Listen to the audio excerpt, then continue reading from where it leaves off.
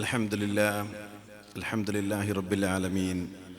അസ്സലാത്തു വസ്സലാമു അലാ അസ്റഫിൽ മുർസലീൻ വഅലാ ആലിഹി വസഹ്ബിഹി അജ്മഈൻ. പ്രിയപ്പെട്ട സഹോദരങ്ങളെ,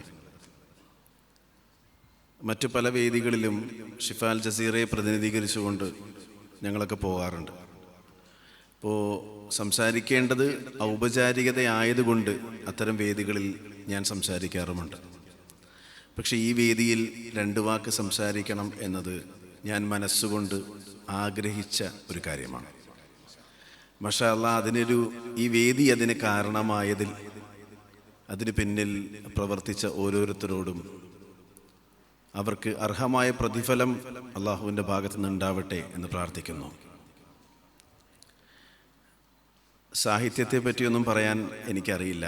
എൻ്റെ മനസ്സിൽ തോന്നുന്ന ചില കാര്യങ്ങൾ പറയാം എന്ന് കരുതുന്നു. ഞാൻ പറയുന്ന കാര്യങ്ങളിൽ എന്തെങ്കിലും തെറ്റ് ഉണ്ടെങ്കിൽ അത് തിരുത്താൻ ഇവിടെ നമ്മുടെ ബഹുമാന്യ പണ്ഡിതന്മാരുണ്ട്. നമ്മളൊക്കെ സേവന മേഖലയിൽ പ്രവർത്തിക്കുന്ന ആളുകളാണ്. നമ്മൾ എന്ത് ജോലി ചെയ്യുമ്പോഴും ആ ജോലിയിലൊരു സേവനമുണ്ട് എന്ന് ഉറപ്പുവരുത്തേണ്ടത് അനിവാര്യവുമാണ്. ഒരു വിശ്വാസി അവിടെയാണ് വ്യത്യസ്തനാവുന്നത്. അവൻ ചെയ്യുന്ന കർമ്മങ്ങൾ, അവൻ്റെ സൽക്കർമ്മങ്ങൾ, അത് ഇബാദത്തായി സ്വീകരിക്കണമേ നാഥ എന്ന നിയ്യത്തോടുകൂടി അവൻ പ്രവർത്തിക്കുന്ന ഇടത്ത് ഏതൊരു നല്ല കാര്യത്തിനും ഒരു പ്രതിഫലം ഇഹത്തിലും പരത്തിലുമുണ്ട് എന്ന് മനസ്സിലാക്കുന്ന ഇടത്താണ് ഒരു വിശ്വാസി വ്യത്യസ്തനാകുന്നത്. ഒരു ഉദാഹരണം പറയാം. രോഗിയെ ശുശ്രൂഷിക്കൽ ഒരു വിശ്വാസിക്കും അവിശ്വാസിക്കും അത് ചെയ്യാം. പക്ഷേ ഒരു വിശ്വാസിയെ സംബന്ധിച്ചിടത്തോളം മുഹമ്മദ് നബി സല്ലല്ലാഹു അലൈഹി വസല്ലമ പഠിപ്പിച്ച അവിടുത്തെ തിരുസുന്നത്തിൽ ഉൾപ്പെടുന്ന ഒരു കാര്യമാണ് രോഗിയെ ശുശ്രൂഷിക്കുക, അഥവാ ആ രോഗിക്ക് വേണ്ട പരിചരണങ്ങൾ നൽകുക എന്നുള്ളത്. അപ്പം അത് നിയ്യത്തോടുകൂടി, അത് പ്രതിഫലേച്ഛയോടുകൂടി, ഇതിന് പ്രതിഫലമുണ്ട് നാഥ, അർഹമായ പ്രതിഫലം എനിക്ക് നൽകണമേ എന്ന ആഗ്രഹത്തിൽ ചെയ്യുന്നിടത്താണ് വിശ്വാസിയുടെ പ്രവർത്തനം വ്യത്യസ്തമാകുന്നത്. ഇസ്ലാം എന്താണ് എന്നതിന് പല ചർച്ചകളും പല വ്യാഖ്യാനങ്ങളുമുണ്ട്. എൻ്റെ പരിമിതമായ അറിവിൽ ഞാൻ മനസ്സിലാക്കിയതനുസരിച്ച് ലാ ഇലാഹ ഇല്ലല്ലാഹ് മുഹമ്മദ് റസൂലുള്ളാഹി എന്ന കലിമത്ത് തൗഹീദിലേക്ക്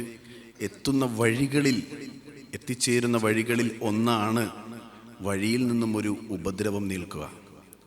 ഒരു സ്വഹാബി മുഹമ്മദ് നബി സല്ലല്ലാഹു അലൈഹി വസല്ലമയോട് ചോദിച്ചു, റസൂലേ, അള്ളാഹുവിൻ്റെ റസൂലേ, പ്രതിഫലാർഹമായ ഒരു കാര്യം എനിക്ക് പറഞ്ഞു തരുമോ എന്ന് ചോദിച്ചപ്പോൾ നബി സല്ലല്ലാഹു അലൈഹി വസല്ലം പറഞ്ഞു, നാഥൻ്റെ അടുക്കൽ നിന്ന് പ്രതിഫലം ലഭിക്കുന്നൊരു കാര്യം നീ വഴിയിൽ നിന്ന് ഒരു ഉപദ്രവത്തെ എടുത്തു മാറ്റുക. നമ്മൾ നടന്നു പോകുന്ന വഴിയിൽ മനുഷ്യന് ഉപദ്രവമാകുന്ന വിധത്തിലൊരു കല്ലോ ഒരു കുപ്പിച്ചെല്ലോ ഉണ്ടെങ്കിൽ അത് മാറ്റുന്നയിടത്ത് വിശ്വാസിയുടെ സൽക്കർമ്മം, അവൻ്റെ നാഥന് വേണ്ടി അവൻ സമർപ്പിക്കുന്ന പ്രവർത്തനം അവിടെ തുടങ്ങുന്നു എന്ന് വിശ്വാസി ഉൾക്കൊള്ളേണ്ടതാണ്. അപ്പം അത് മുതൽ ലാ ഇലാഹ ഇല്ലല്ലാഹ് മുഹമ്മദ് റസൂലുള്ളാഹി എന്ന കലിമത്ത് തൗഹീദ് വരെ എത്തി നിൽക്കുന്നതാണ് ഇസ്ലാം എന്ന് നമ്മൾ അറിയേണ്ടതുണ്ട്. ഞാൻ പറഞ്ഞു വന്നത്, നമ്മുടെ സാമൂഹിക ചുറ്റുപാടിൽ ഒരുപാട് പ്രവർത്തനങ്ങളിൽ ഏർപ്പെടുന്ന ആളുകളാണ്. സാമൂഹിക പ്രവർത്തനം നടത്തുക, സാമൂഹിക മേഖലയിൽ സേവന സന്നദ്ധരായിരിക്കുക എന്നതും ഒരു വിശ്വാസിയെ സംബന്ധിച്ചിടത്തോളം അത് പ്രവാചകൻ സല്ലല്ലാഹു അലൈഹി വസല്ലമയുടെ മാതൃക ഉൾക്കൊള്ളുന്ന ഇടത്താണ് ഈ കാര്യങ്ങളൊക്കെ സംഭവിക്കേണ്ടത്. ഇതെന്തിനാണ് ഈ വേദിയിൽ പറയുന്നതെന്ന് ചോദിച്ചാൽ, നമ്മുടെ ഉസ്താദുമാർ, നമ്മുടെ പണ്ഡിത ശ്രേഷ്ഠന്മാർ, ഒരുപാട് സ്ഥാപനങ്ങൾ കേരളത്തിനകത്തും കേരളത്തിന് പുറത്തുമായി നടത്തി വരുന്നുണ്ട്.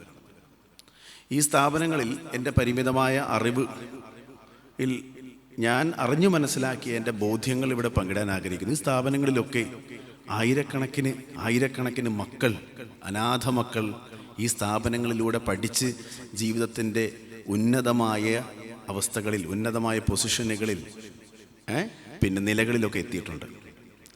നമുക്കൊന്ന് ചിന്തിക്കാം. നമ്മുടെ ബഹുമാന്യ പണ്ഡിതന്മാർ, നമ്മുടെ ഉസ്താദുമാർ ഇങ്ങനെയുള്ള സ്ഥാപനങ്ങളൊന്നും തുടങ്ങിയിരുന്നില്ല എന്ന് കരുതുക. ഇത്തരം ഒരു സ്ഥാപനവും അവർ തുടങ്ങി വെച്ചില്ലായിരുന്നു എന്ന് കരുതുക. എന്തായിരുന്നേനെ ഈ ഹൗമിൻ്റെ അവസ്ഥ ഇന്ന്? ഈ മക്കളൊക്കെ വളർന്നു വലുതായി ആൻറ്റി സോഷ്യൽസും ക്രിമിനൽസുമൊക്കെയായി ഒരു സമുദായത്തിന് തന്നെ വലിയ മാനക്കേട് സൃഷ്ടിക്കുന്ന അവസ്ഥയിൽ എത്തിപ്പെട്ടേനെ. ശരിയല്ലേ?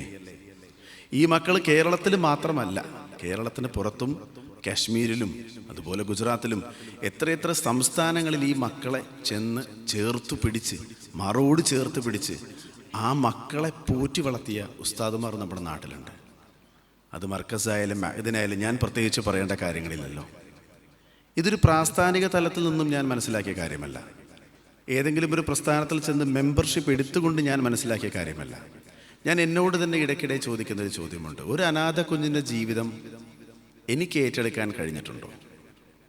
നമ്മളെ കൊണ്ട് കഴിയുന്ന കാര്യങ്ങളൊക്കെ ചെയ്തു പോരുന്നുണ്ടെങ്കിലും ഒരു അനാഥ കുഞ്ഞിൻ്റെ ജീവിതത്തിൻ്റെ അവൻ്റെ സംരക്ഷണം, അവൻ്റെ വസ്ത്രം, അവൻ്റെ ഭക്ഷണം, അവൻ്റെ വിദ്യാഭ്യാസം, അവൻ്റെ ഭാവിക്ക് വേണ്ടി കരുതേണ്ട കാര്യങ്ങൾ പൂർണ്ണമായി ഏറ്റെടുക്കാൻ എനിക്ക് കഴിഞ്ഞിട്ടില്ല. അല്ലെങ്കിൽ അത്തരമൊരു പ്രവർത്തനങ്ങൾക്ക് നേതൃത്വം കൊടുക്കാൻ എനിക്ക് കഴിഞ്ഞിട്ടില്ല. അപ്പോൾ ആ കഴിയുന്നവരെ നമ്മൾ ബഹുമാനിക്കണ്ടേ? അവരെ നമ്മൾ ആദരിക്കണ്ടേ? നമുക്ക് കഴിയാത്ത, ഒരുപക്ഷെ നമുക്ക് സ്വപ്നം പോലും കഴിയാത്ത ഒരുപാട് കാര്യങ്ങൾ അവിടെ നടക്കുന്നുണ്ട്. അതുകൊണ്ട് അത്തരം നമ്മുടെ പണ്ഡിതന്മാർക്ക്, നമ്മുടെ നേതാക്കന്മാരെ നമ്മൾ ആദരിക്കണം, അവർക്ക് വേണ്ടി പ്രാർത്ഥിക്കണം. അവരുടെ ദീർഘായുസ്സിനും അവരുടെ പ്രവർത്തനങ്ങളുടെ വിജയത്തിനും വേണ്ടി നമ്മൾ പ്രാർത്ഥിക്കണം. ഇപ്പോൾ അനാഥ കുഞ്ഞിനെ സംരക്ഷിക്കുന്ന, അനാഥ കുഞ്ഞുങ്ങളെ സംരക്ഷിക്കുന്ന കാര്യത്തിൽ പോലും ഒരു വിശ്വാസി ചെയ്യുന്നയിടത്ത് അത് പ്രതിഫലേച്ഛയോട് കൂടിയാണ് ചെയ്യുന്നത്. കാരണം അതിന് പ്രതിഫലമുണ്ട്.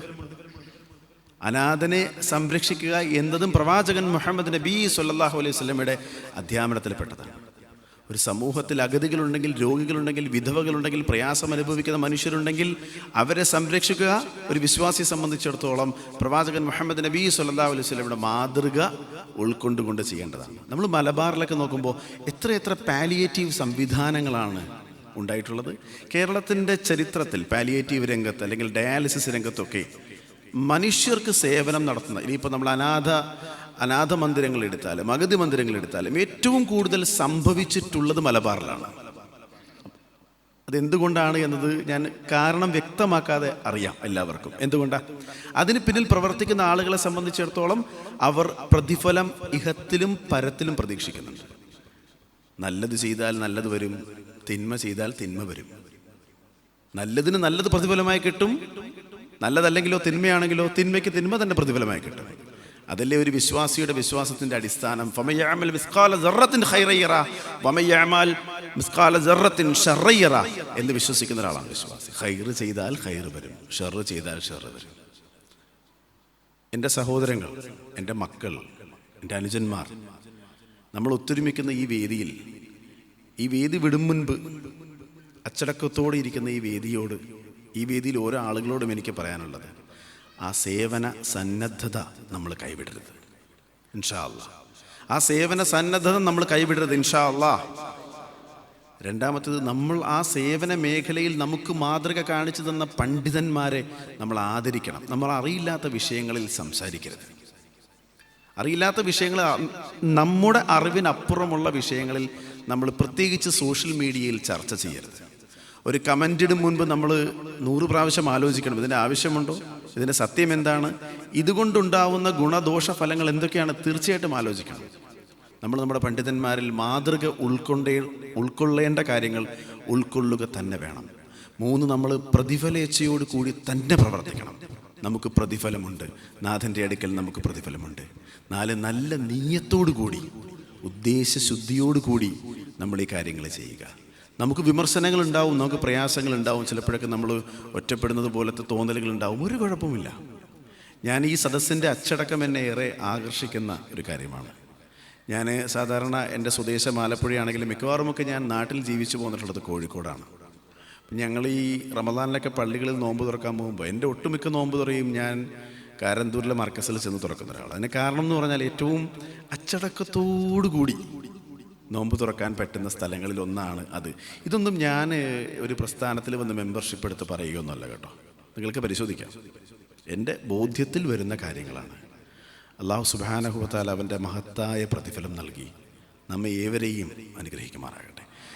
ഇനിയും ഒരുപാട് സൽക്കർമ്മങ്ങൾ ചെയ്യാനുള്ള ആളുകളാണ് നമ്മൾ. നമുക്കും നമ്മുടെ വരും തലമുറയ്ക്കും അതിനുള്ള ശക്തി, അതിനുള്ള കരുത്ത്, അതിനുള്ള ഈമാൻ, അതിനു വേണ്ട ഈമാൻ നൽകി നമ്മൾ അല്ലാഹു സുബ്ഹാനഹു വ തആല സന്മാർഗത്തിൽ ഉറപ്പിച്ചു നിർത്തുമാറാകട്ടെ.